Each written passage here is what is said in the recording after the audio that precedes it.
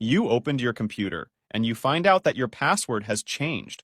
So, how you can access your computer now? Don't worry, I will help you with that. Take note that this trick is limited to local accounts only.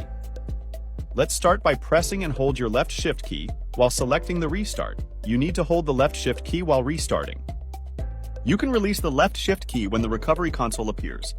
Now, select Troubleshoot, then Advanced Options, and Command Prompt.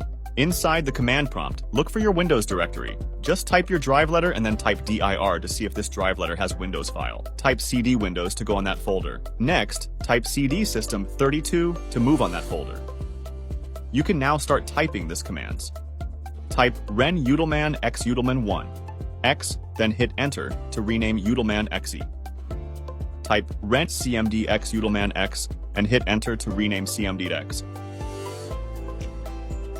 Now you can close the command prompt and select Continue.